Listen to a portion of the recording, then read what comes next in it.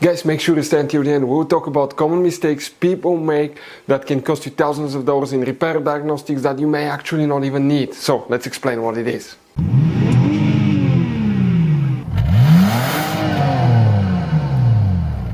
Hey guys, welcome back to World Mechanics. Super quick, very helpful video for any of you trying to find fuses, relays for the windshield wipers on Jeep Grand Cherokee right here. Please guys, do not waste any money on parts, tools, diagnostics until you watch that video. It could be quite simple fix, and after that guys, if you need to buy any replacement parts and tools, we'll guys share the information in the description of the video below where you can get them from. Check it out and you can see where we get most of our tools and supplies from as well. Let's start on it now.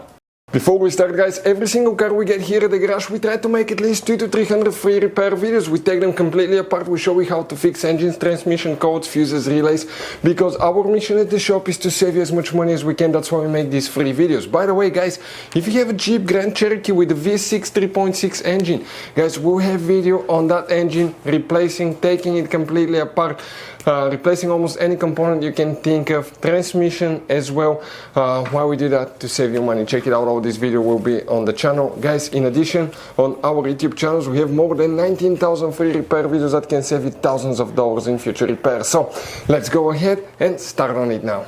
So for the windshield wipers, which fuses, relays we need to check them to show you on that generation Jeep Grand Cherokee, guys, depending on the year model you may have two different types of fuse boxes. We'll talk about both.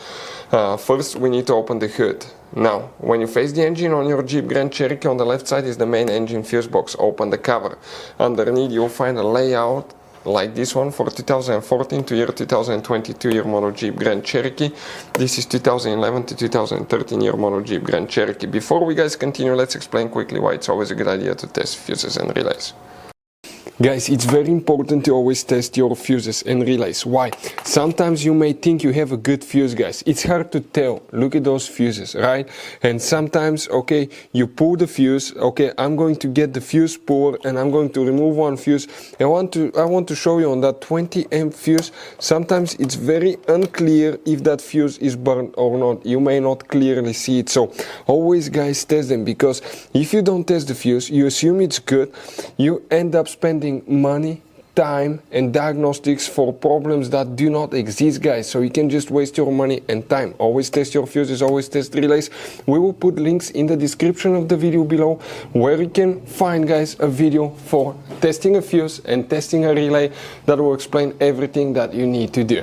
And here, guys, specifically what we need to check coming this way, we need to check, guys, first fuse J20, okay, and J20, guys, will be this fuse right here, and J21. These two fuses will need to be checked. Now if you have a 2014 to 2022 year model Jeep Grand Cherokee, the fuse that you will need to check specifically for that is fuse F25 right here, that you will, guys, need to check. F25. You don't have relays. The relay function, most likely it's controlled by the BCM body control module. So if you still have problems with the wipers or the washer pump, you may want to check fuses and relays for the BCM module. If you guys do not know where they're located, we'll have the video on the channel. Check it out. Our mission in the garage is to save as much money as we can.